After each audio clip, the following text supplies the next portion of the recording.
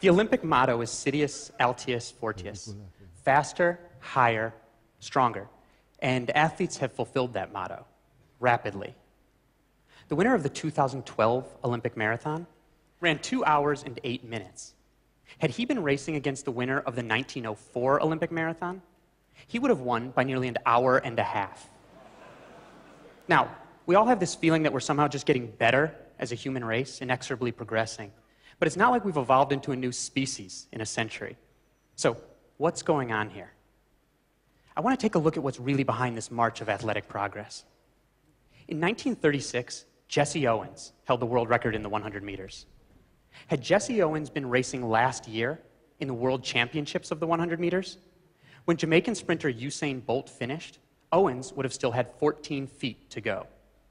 That's a lot in sprinterland. To give you a sense of how much it is, I want to share with you a demonstration conceived by sports scientist Ross Tucker. Now, picture the stadium last year at the World Championships of the 100 meters. Thousands of fans waiting with bated breath to see Usain Bolt, the fastest man in history. Flashbulbs popping as the 9 fastest men in the world coil themselves into their blocks. And I want you to pretend that Jesse Owens is in that race. Now close your eyes for a second and picture the race. Bang! The gun goes off. An American sprinter jumps out to the front. Usain Bolt starts to catch him. Usain Bolt passes him, and as the runners come to the finish, you'll hear a beep as each man crosses the line. That's the entire finish of the race. You can open your eyes now. That first beep was Usain Bolt. That last beep was Jesse Owens. Listen to it again. When you think of it like that, it's not that big a difference, is it?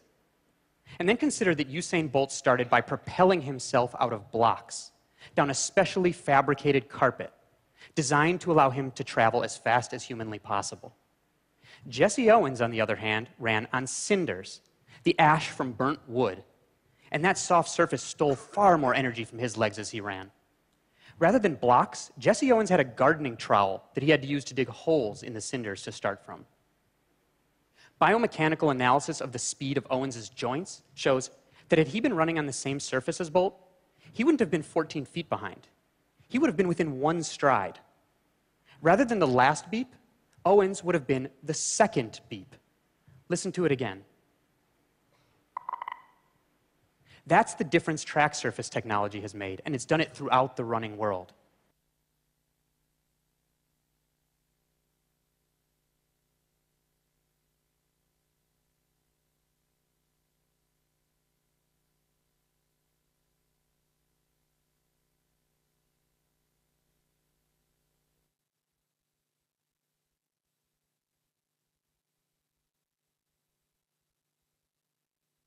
Question, does anybody know who these guys are? Johnny Weissmuller, that's a good one. The other one? Who? Michael Gross, yeah, the albatross. Great, great swimmer. When I just looked for 2 random pictures, and there's actually quite a similarity. There are a few similarities to these swimmers. They were both, I think, in their age. In their time frame, very, very top-level swimmers. They changed, I think, a little bit the world. But I never knew that Johnny Weissmuller was also a German swimmer. He had a double passport. And it wasn't until a lot of influence from the American Olympic Committee that he was allowed to start for the USA. I never knew, but I thought that was a nice thing. But we are different. I have another video for you. And that's made a difference in some sports at some times, but technology has made a difference in all sports, from faster skis to lighter shoes. Take a look at the record for the 100-meter freestyle swim. The record is always trending downward, but it's punctuated by these steep cliffs. This first cliff in 1956 is the introduction of the flip turn. Rather than stopping and turning around, athletes could somersault under the water and get going right away in the opposite direction. This second cliff, the introduction of gutters on the side of the pool that allows water to splash off rather than becoming turbulence that impedes the swimmers as they race. This final cliff, the introduction of full-body and low-friction swimsuits. Throughout sports, technology has changed the face of performance. Okay, I can hear you think, where is this all going? But bear with me for a moment. If we look at the videos, for me, the conclusion is really that the human race has not evolved. We're not really getting stronger, better, we're not jumping higher. Why is a human from 100 years ago cannot swim as fast as a human today? We have not really changed. Of course, progress is being made, and I think it's all about science, technology, and innovation, and more important, the application of that in the day-to-day practice. When I was yesterday, or no, 2 nights ago when I came here, I spoke to somebody, and that person asked me if I was, when looking back on my own swimming career, if I was happy, if I was satisfied. And it took me a while to answer that. I've been asked that question before, and it's always the same answer. If I knew then what I knew now as a coach, I would have been a much, much, much better and a faster swimmer. But that's how it works. We learn from the past, we learn from the things we do, and it's all about being smarter, being more innovative, and being more creative. At the end, that's our job as a coach, being more creative with the technology that we have. And whether it's, whether you have a big team of scientists around you that can help you, or whether you're just on your own, because I also know that's for a lot of people the situation. It's all about being more creative and being smarter. Just one more thing before I go to the next slide. If you have a question, feel free to ask me during the presentation or after.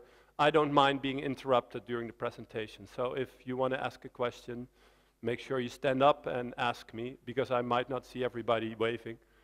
So today, I'm going to talk how we do that in Eindhoven, in the Netherlands, how we create a difference.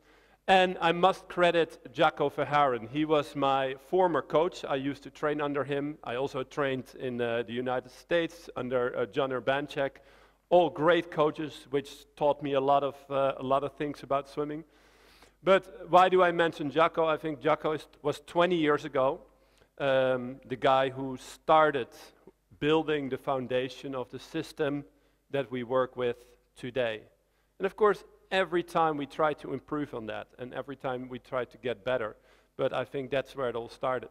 Also in the background, you see some of the swimmers that he coached, some of the very famous Dutch swimmers. This is Marleen, great swimmer. So, a little bit more about today. I want to show you how the team works with the athlete, how we all shape that. I want to give you some examples, and most of it all, I'm going to try to keep it simple, because I think that in the end, we can make it as complicated as possible, but in the end, we have to explain our swimmers why we do something. And our swimmers are not scientists. They are not educated at a really high level to understand difficult physiology. It's just people. And you want to be able to explain to your swimmers why you do things. I think that's very important. So, the team around the athlete, how do we do that? We have the athlete in the middle. We put the physiotherapist, a very common person, of course, in lots of programs. We put that around the athlete. Medical, a doctor, we have that positioned around the athlete. And so a lot of other disciplines. So strength and conditioning, physiology, management, biomechanics, nutrition, psychology, and maybe one person that I forgot, but you can think of as many people around the team as possible. If you have a kid that's still in high school, somebody from the school could be part of that team as well. So where's the coach in this picture? It's positioned pretty much next to the athlete. It works with the athlete. And if we're lucky, the nutritionist, or if we're lucky, the normal situation is that the nutritionist talks to the swimmer. If I'm lucky, the nutritionist also talks to the coach. And if I'm really lucky, the nutritionist talks to both the athlete and both the coach. To me, this is a very traditional setting. I think that's also what a lot of other coaches showed. And it can work really well. But I also feel, and I don't know how that is in your country, but it's the experience in my country, that a lot of these experts are sitting on their own little island, and they're guarding their knowledge, and they work from their own little island. And I think this is a very traditional way of looking at things, and I think that can be done better. So what we've done, we've brought the specialists all together. We make sure the specialists interact with each other. They talk about the athlete, but they also work with the athlete. I think that's very important that the specialists work with the athlete. And it's all coach driven. So as a coach, I determine the direction in which we go, and we position the experts in the pool. We bring them on the pool deck, we have them work with the athlete, and that's how we do the things. Okay, so how does this work in Eindhoven? I would like to show you a few examples of how we try to fit all the pieces of the puzzle together in order to achieve success. And I like to do that by showing you two examples with Femke Heemskerk. I think a very good swimmer. I started working with her in 2013, so almost 2 years ago now. And when we first started, she came to me after the Olympic Games in London. And when we first started,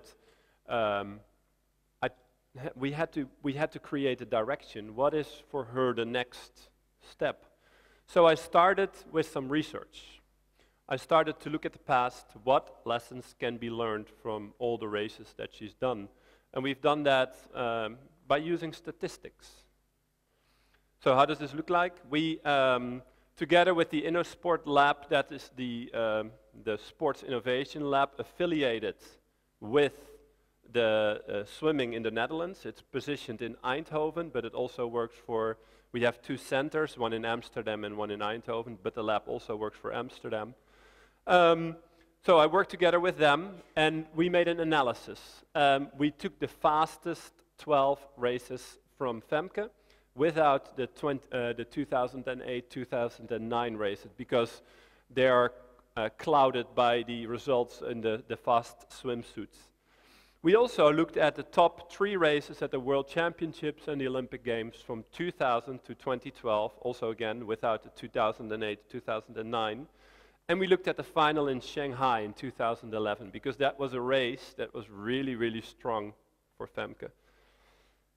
Or actually, the final wasn't strong, the semi-final was really strong, and the final was, she didn't do too well there. What did we look at? We looked at the splits, we looked at the distribution of the race splits. We looked at the splits as the percentage of the total race time. We looked at the change in lap time, well, a lot of other things. But the most important thing is we looked at how each of these parameters correlate with the final result. So what is important? The correlation analysis shows you, if done correctly, what is really important. What makes a good result a good result? Well, I can show you lots of slides with data about that one, but I picked out the conclusions. I think that's most relevant here. And what we found is that an even split race, so where the splits are pretty even over the 200 meters, is still the best way to win a medal at the Olympic Games.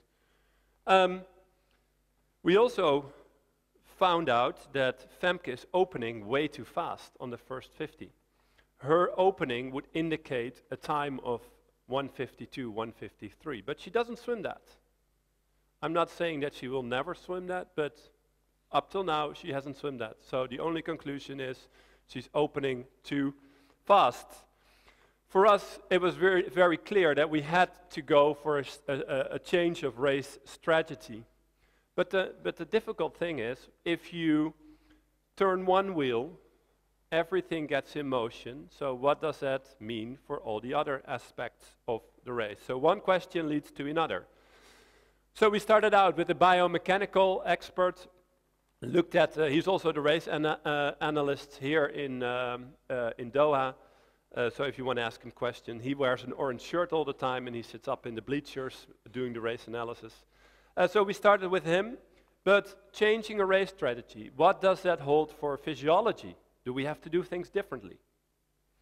What does it hold for strength and conditioning?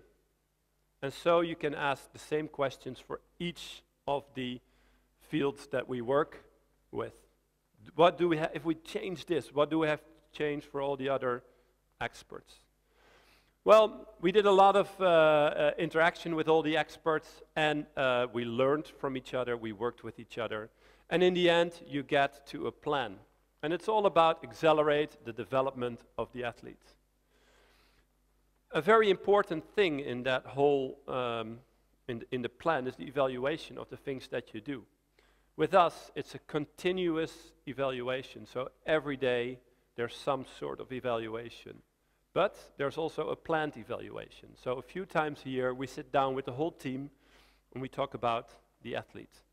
And I'm the first to acknowledge that this looks good, but also we have a lot of steps to make. We can improve. This looks good, but there's still room for us to improve. I don't think we get the full benefit yet of bringing all the experts together. So also for us there's a little ways to go there. I want to show you some examples of how that works. So to summarize a little bit, with Femke, we went to a change of race plan. And with that change of race plan, there were all other kinds of little plans that we put in place. And from those little plans, I'd like to bring out two examples. The first one is, so what does this hold for starts and turns? It's very raw data that I'm presenting to you here. But I decided for a 200-meter swimmer, it's a good idea to look at the 100, because in the 100 the speed goes up a little bit, and if you can hold your turns in a 100-meter freestyle, you're definitely able to do that in a 200. So how does Femke do it in the world? If you look at the start, compared to Kate Campbell and Renomi, she's a lot slower. Compared to Sarah Sjostrom, she is faster. But if you look at the most current races of Sarah, she has progressed a lot in the start. So that also shows that this is not everybody in the world does these kinds of analysis. Otherwise, somebody like Sarah would not have improved on her start. So this is all raw data. You can get that anywhere from the video. Everybody can do that. In the turns, we see something similar. Kate, Renomi, Sarah, they're all faster than Femke. So for us, it's very easy. We have to improve on starts and turns. We looked at it a little bit in a different way. Past summer, Femke had a very good meet at the European Championships. She did really, really well in the relays, and she did good in her personal events. So I tried to find out what's the difference between those races. And we found that in, for example, her turns, and that's where the turns are. I don't know if you see the little pointer. But she's 0.3 of a second faster in the turn during a relay race than during her personal race. So that makes you think, at least it does make me think, what's different there? Well, we did a lot of analysis, and the question is, how do you get from the analysis to the plan? Because that's the example I tried to show you. So I sat down with the biomechanical expert, the strength and conditioning expert, and the physio. I also put the nutritionist and the strength and conditioning coach together. And in the end, we put a few items that we are really working on, and that is strength, explosiveness, movement in general, so we're talking about technique, and nutrition. And in the end, you have a plan. So we work with the strength and conditioning coach 3 times a week. Nutrition is really well guided by our nutrition experts. Also in that area, we can make big steps, I think. And I think that's really what we do different than other countries.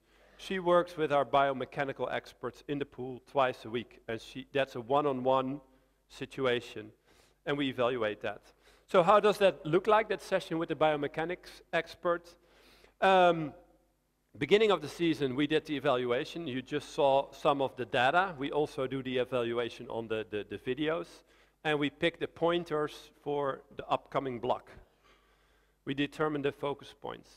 We also plan the sessions and the evaluation moments. Well, in real life, this is really how it looks like. Sander, the guy in the yellow t-shirt, is really working with the athletes. And it's 15, 20 minutes, half hour. They go in, they look, they do a turn, they look at the video, they get direct feedback. You can see it on the next slide. There's a, I don't know if you see it in the back of the room, but the yellow line is the fastest turn she's ever done. That's the path, and this will move with the swimmer, this vertical line. So she can directly see if she's faster or better or not so good. And if she's better, you can actually really see where the difference is being made in the turn, because the line moves with the swimmer. So if you do that twice a week, the athlete really gets a feel for what's happening in the water. It's that simple. And I let the expert do his work. I always am in the pool as well, so I watch it, and sometimes I give a little bit feedback. And after each session, I talk with the expert, and I say, well, so what's happened today? What are your findings? What do we need to focus on? And that's a little bit how we work. That was one example. I have one more in a little bit about technique for Femke, but I like to make a little bit a sidestep to innovation. And I do that because in the previous slide, you saw this system. And I'd like to tell you a little bit about that. Everybody, or it's really easy to make video. With any iPhone nowadays, you can make a good quality video of an athlete in the pool. So it's really easy to make a video. But how are you using that video to make your swimmer, to teach your swimmer something, to improve your swimmer? And I think that's something we do well in Eindhoven. We bring together science, we bring together the experts, we look at the technology that we have, and we bring that together in order to developing smart monitoring and feedback tools. The system with the line is not that complicated. The guy who developed it is really, really smart, so that's his job. I just tell them, this is what I want, can you develop it? And they try to. But for us, it's important that it's simple in use, and it's focused towards accelerate the development of the athletes. One more example from innovation, so this is still the side step. Job Kienhuis is a 1500-meter swimmer who participated in London. I coached him. He's not swimming anymore, unfortunately. But this is a really, really fun example of how we work. He had a really big problem with the turns. So I sat down with the guys from the Innosport lab and I said, can you help me? I want a feedback system where he can directly see after his turn if his turn was fast enough. So they came up with a solution. They pointed the camera on the 5-meter point, and it activated, when he was passing the camera, it activated the timer, and that timer was linked to a light, which was on the bottom of the pool. The light went on, and I think I set it to 5.2 seconds or something like that. After 5.2 seconds, the light went off again. So he knew that he had to be, before the light turned off, past that point. Very simple. He knows, he gets a direct feedback of how fast, if his turn is fast enough or not fast enough. So it was great. It was really fun working with that, and he had tremendous improvement. Another innovation thing is this innovation, this slide. I'm asking the question to you. You think this is innovation? What does this have to do with innovation? Nobody wants to make a guess? Okay, I'll tell you. This is the World Championships in Barcelona in 2013. And I was watching this, sitting in the hotel in Calella on TV, because I had a swimmer in this race. Very weird man. Great name, don't forget that name. My assistant coach was on this platform feeding the swimmer. And you see they come in a big pack, they come towards the pontoon, and the pontoon almost falls over. Everybody wants to feed their swimmer, but there's one pole sticking out one feeding pole. It's that one, an orange one. That's our color, so that's our feeding pole. And the rules are very clear about that. Your feeding pole can be 5 meters. So I kept thinking about it. We always had the problem with the airlines bringing a big feeding pole, and you have to check that in separately, pay a lot of money to bring. So I sat down with the guys from our lab, and I said, I need a feeding pole. That's 5 meters, can hold 2 cups at the end, and you can put in your normal suitcase. And they came up with this. Very easy. Very easy. All existing technology, but just bringing technology together and create a smart ID. And you look how we can create an advantage here, because the swimmers going to the pontoon are definitely, it's crowded there, where my swimmer can stay on the outside and have a good and easy feeding. Okay, well, from innovation back to the examples about Femke. I have an example about technique. We brought, changing her race strategy. It created lots of disturbance in all the other fields of the things I wanted to address. And I just showed you starts and turns. Then I made a sidestep to the innovation, and I have the second example about Femke. It's about her technique. So I brought together the biomechanical experts, the physio and the strength and conditioning. We looked at lots of videos, and we picked out 2 things. Better position in the water, the thoracic extension, and I want her to activate her shoulder when she swims. You may ask you why, but that's a good question. And I like to keep things simple. This is a very simplification of probably very complicated theory.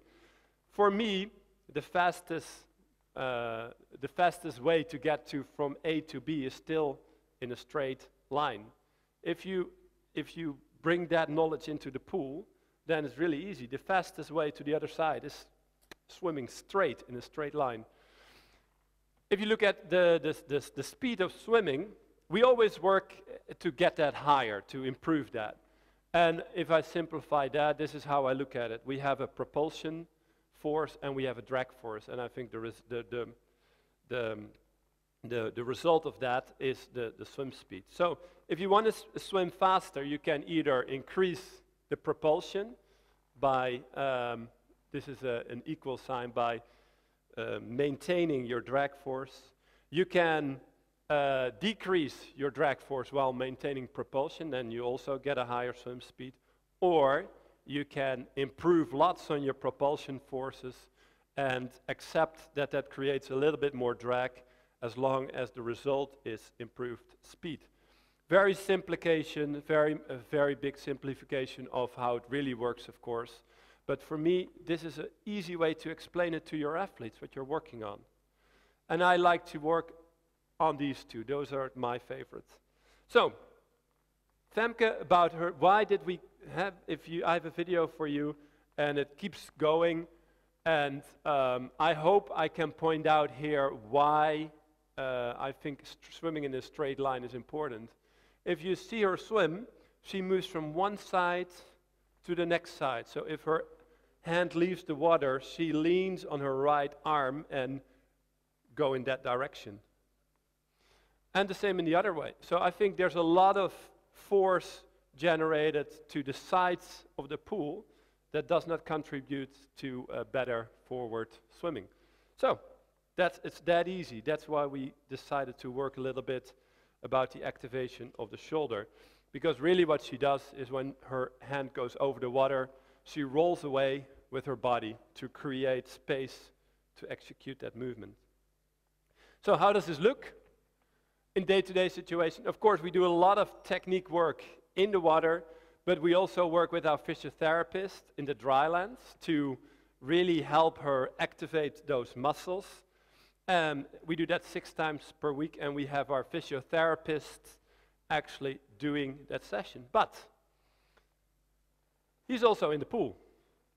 I also get him on deck, and he does the same sort of exercise that he does with the athletes on the dry land. He does them in the water. And it's really fun. I started with that a year and a half ago, And we got great results. The movement of the athletes have improved so much just by doing very simple exercises in the water. This is an example of the exercise. These are the more advanced exercises. The video keeps going, so once it's done, it starts again. You see the movements are all executed at a really, really slow speed, and we really look for high quality execution of all the movements. And that's Femke there in the middle. She's really increased a lot of on this exercise. Some of these kids do too fast, and, but it's all about controlling the body in the water and do that in a very relaxed way. The first time we started, there was a lot of tension and it looks like a wooden puppet in the water, but now they're very relaxed and very good. I have another video for you. This is Ferry Weirtman, the open water swimmer. We do the same exercises with them as with the swimmers. And this is another example about the activation of the shoulder, and you can see how it's really about controlling the movement. This is the actual swimming speed, so you can see how slow it goes. And it's just very basic stuff, and but that's what we do. Keep it simple, keep it basic, and try to get the best quality as possible. Okay, I've come towards the end of my presentation. I see that I've went through a lot quicker than I intended to.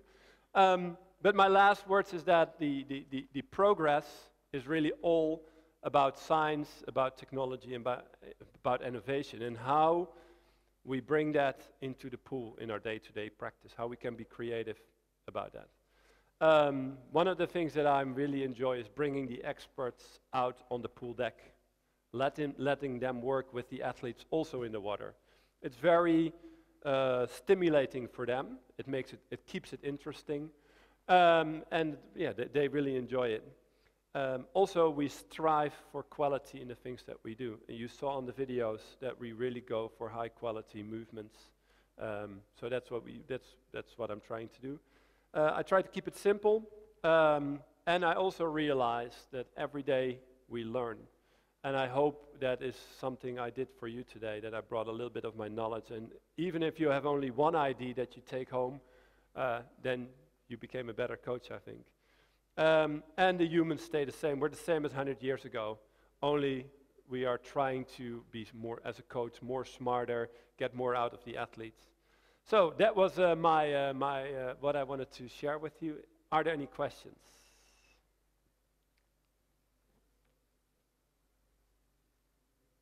In the back?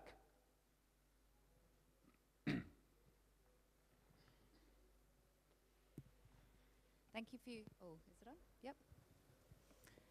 Thanks for your presentation. I thought it was great that you've gone through all of the data for the 200 freestyle. Yeah. Do you think by getting your swimmer to do the same as all of the other medalists that you're going to continue to improve, or do you think that she does something special that you could maybe look at it from a different perspective? It's really how we work for each athlete. We look at the athlete and we look at the analysis, and that's of course, you start with the race and you see, as a coach with an athlete, you see certain patterns in a race. And then we go for, and for Femke, it was about race strategy. You see that right away if you looked at a race in Shanghai. So I wanted to know, of course I see it, but what am I looking at? So that's why for her I went into depth with that kind of analysis. But I have other swimmers that I see a different, for example, one of my sprinters has a lot of problem getting enough speed on the first 50, but so what am I looking at? So I'm trying to ask the correct questions without making too many assumptions. You see something, but what do you see? So for Femke it was this kind of analysis. For another athlete it's another form of analysis. Does that answer your question a little bit? Okay. So that's really what I'm trying to do, is always to look at the individual, not the group as a whole. Because I think in the end we work with individuals, and that's who we try to make better. More questions? Yeah.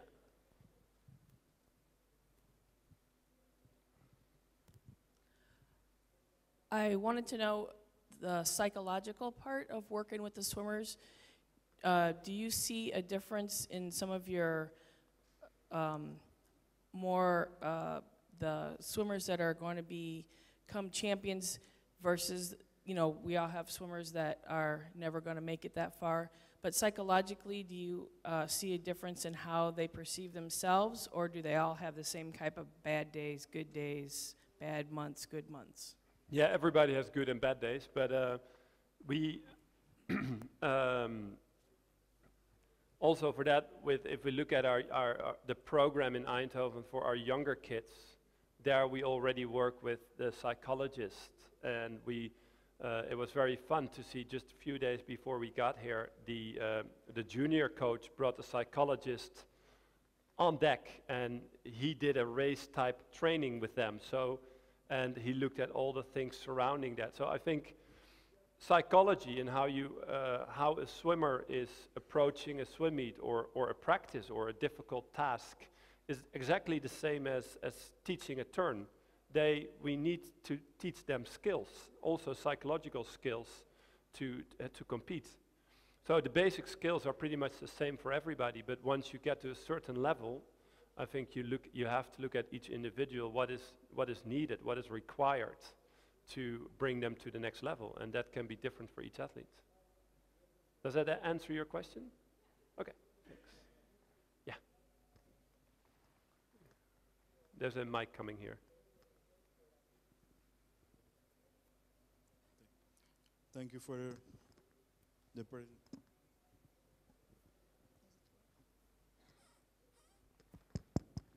Thank you for the presentation. Yep. I'd just like to know, at what age do you get the swimmers, the youngest age do you get the swimmers involved with the psychologist and, you know, trying to motivate them and really activate their thinking with the psychologist? Well, good question. The question is at what age, if I understand correctly, at what age do we get the psychologist involved? To me, it's right from the start when they start swimming, when they learn to swim even. But then the role of the psychologist is with the learn to swim coach.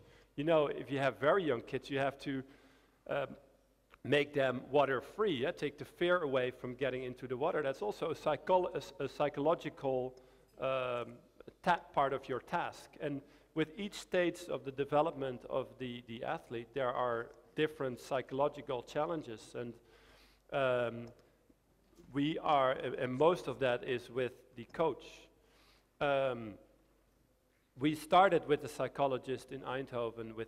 We have our junior team ages from the youngest girls are 13 and the oldest are 17, 18. So they work with a psychologist.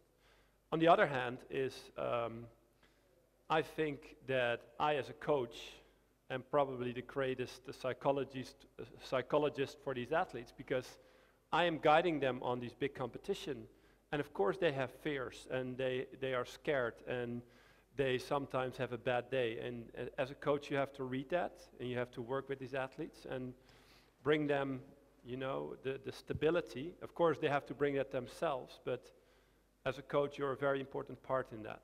And so it depends at which stage, but it's also part of the coach to be a psychologist.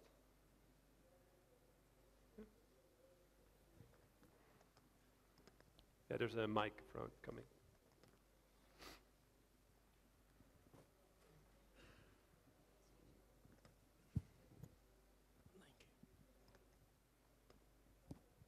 Thank you. When you've embarked on a series of changes and innovations with swimmers, in conjunction with your experts, have you ever come across the situation where you've decided this isn't working? And if so, what do you do then? Yeah, we've had many, we have come across things that are not working, but are very interested, and sometimes the technology is not ready for it yet. For example, we have a very sophisticated turning platform which can measure force, direction of force, speed, very, very sophisticated. But the swimmers don't like to use it. And the reason why is really simple. There is the platform, you put it in the water, so it's 15, 20 centimeters from the wall. So if they approach the platform for a turn, their whole vision is differently. So it doesn't stimulate the correct turn, and they don't feel free to make a good turn. So the turn is really all about, am I hitting the force plate correctly? So it has no relevance to the actual competition turn. So we went creative, and we thought, well, let's also, on the bottom of the pool you have those lines, and a meter or a meter and a half before the wall you have the black, the line that goes perpendicular to the wall. So we also brought that back 20 centimeters, but didn't change, because the scope of the athlete, what they see is they see a pool where the wall is 20 centimeters behind it. So we got really horrible turns of that. So great innovation, but we took it out because they couldn't handle it. And we come across that sort of things every day. We also came across some innovations that are too demanding on the athletes. I've worked with Maarten van der Weijden in the past, and we put him in an altitude tent because I thought that's not really an innovation, but it is technology that you bring inside the program of the athletes. And he was very good with that, but with another athlete, Lindsay Heister, also open water, we tried to do the same, but she just couldn't handle it. It was too big of an impact on her social life. And of course, as a coach, you can be very directive and say, no, you have to do it. But I have a very unhappy athlete. So it's always about the athlete in the end. Does that answer your question a little bit?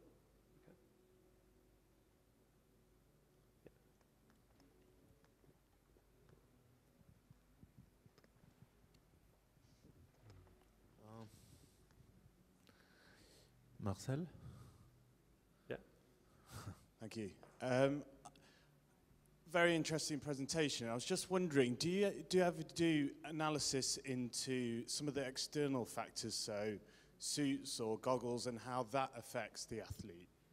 Suits and goggles, and what do you mean exactly? If there's an advantage to a suit? Yeah, if they're an advantage or a disadvantage, because there's so many different suits out there, different kind of open back, closed back, and how that could maybe affect the athlete? Yeah, we do some analysis on that, only if needed. If for example a new suit is being brought out, we test the suits in the Innosport lab. We can do some measurements on that and try to get a objective result. But some of the things are really difficult to test, open back versus closed back. It's also about a lot of people have a better feeling with an open back than a closed back.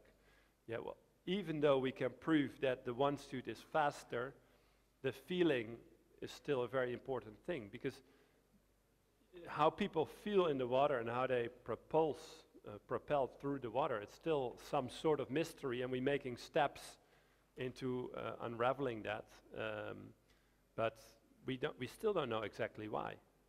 It's a difficult question, but we can't make that objective or really as simple as, oh well, this goes faster than that suit. We can do that a little bit, but the feeling of the athlete is difficult to quantify. Yeah. Great presentation and very great innovation you have there in your place. But I was wondering, what is, who is actually making this possible about to have all that kind of innovation and science there? Is that like the country of Netherlands, or is it a town or federation, or what? Where is it coming from? I'm looking to my colleague. Ga je daar wat over vertellen of niet? Oh, he's going to tell you something about that afterwards. So in the next one, he'll explain a bit more. Any other questions? Yes, please. Yeah. Thank you, Marcel, for your presentation. Do you use some tools for race analysis in open water? Tools, race GPS or other tool? For open water? Open water, yeah, for analyze the race. Yeah, no, we don't, really. I have tried to, I thought a lot about that, but in the end I've decided, the question is, do we use GPS systems for race analysis in open water? Yeah. So you can, if you do that, you can get a really good example of how people go around the course. I thought about that a lot, but in the end the open water race is determined by the pack, about the speed of the pack, and about the weather conditions and tides and currents. So it's really difficult to make a fixed race for open water. So of course you learn about the athlete, but one of the big problems is in open waters, if you have currents, for example, sometimes you determine that the best way to a buoy is by going, if the buoy is over there, if there's a lot of current, the best way might be in that direction, and then taking advantage of the current, going that way. Then you swim more, but you get faster to the buoy. But even that, if that's the best way, you can't really leave the pack, because if there's advantage of swimming in the pack. And secondly, if I decide as a swimmer to go that way, there's about 5 boats from FINA or from the safety guards bringing you back to the pack. So there's not really any point of course you have to be smart and there's ways to it, but I don't see that the GPS system for now brings me answers to the next question. Hi. How do you, excuse me, here. Yeah, hi.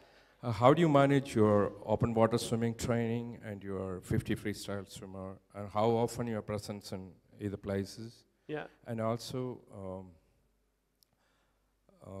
how often your open water swimmers train it in the open water scenario, or they swim more in the pool? Okay, the first question is how I manage the open water swimmer and the pool swimming at the same time. And the second thing is how often do my swimmers swim outdoors? Yeah, okay. The first question is, it's really easy actually, because the open water swimmers are just doing a lot of distance. So when I start the workout, I usually, after a short warm-up, I go into some drills, some technical drills, some really high-quality speed work with the pool swimmers, maybe lasting somewhere from 15 to 30 minutes. And they are just doing their easy mileage. And then when they are finished, I can pay a bit more attention to the open water swimmers. So it looks complicated, but it really goes well together. And of course, the open water swimmers do a lot more distance than the pool swimmers, but it mixes very well. The only real problem is around competitions where you have to divide yourself, and that's not possible yet. And my open water swimmers are, when it's possible, when we're on training camp, I try to bring them in open water. I try to create a few periods a year where we do a bit more in open water, but in the wintertime it's just too cold to swim outdoors. And the second thing I think is very important is my philosophy about technique is the same in open water as in the pool swimming. So I really strive for high quality technical swimming in open water, and that's a little bit of a difference between lots of other countries, where if you look at the technique, it's more about rhythm and high rhythm and pacing on a very high pace for a long time. I address open water swimming from a technical point of view. So I think swimming in open water and training in open water takes away from the technical aspects. So, but a few moments a year we bring them out into the open water during 1 week or a week and a half. Yeah. First, sorry about my English. I try to be good.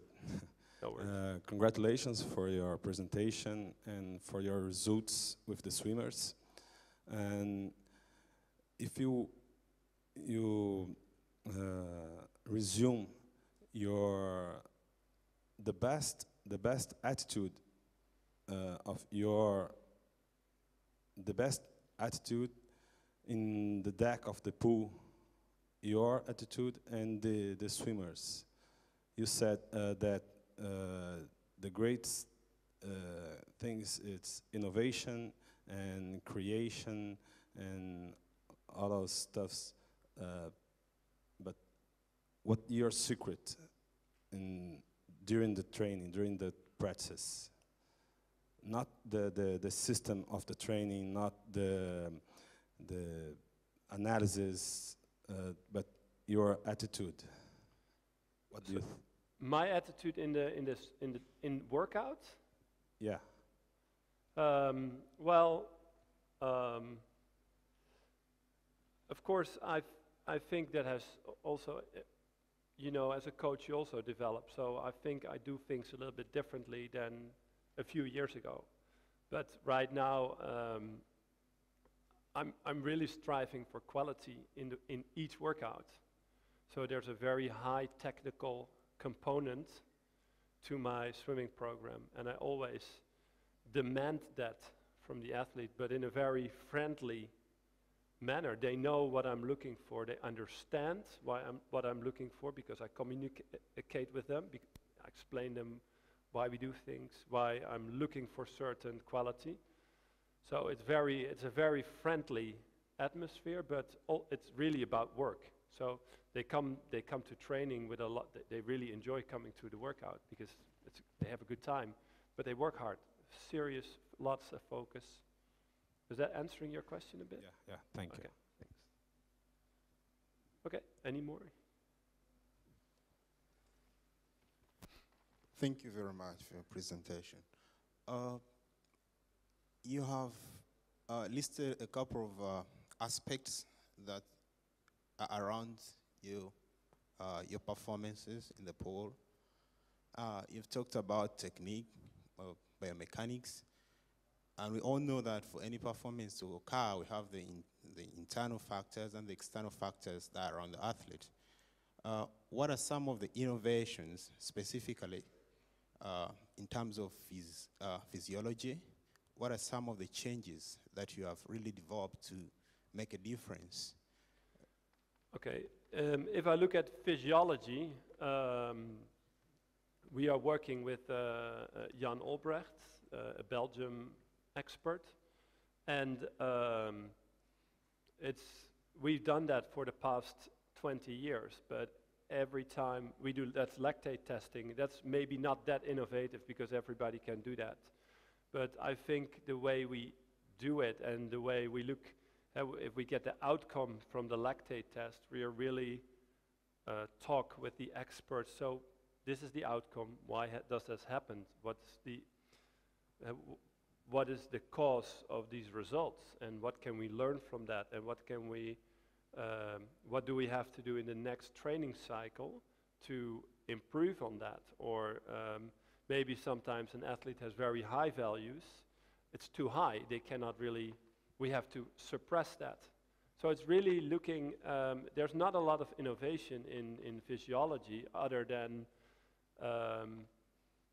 the application of it. So really working with the expert into getting in depth about the results. What's happening? Why is it happening? What can we learn from it? And how does it relate to other swimmers? How does that relate to the things we do? So that's really where we are creative and maybe a little bit innovative. Is that answering your question? Okay. Any more? Oh, difficult question out of the Netherlands. No, not a difficult question. I was just curious, do the innovations actually come from yourselves and the swimmers, or from the lab, or from a combination of both?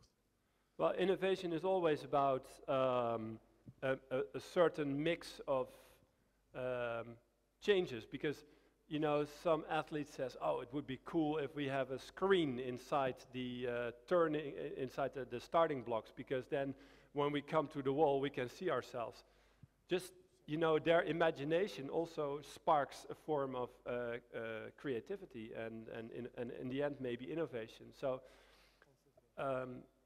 we cannot really predict what our, it's difficult to predict what our challenges are next year. So every challenge we come across, we try to, well, be creative about it, and that's where innovation starts.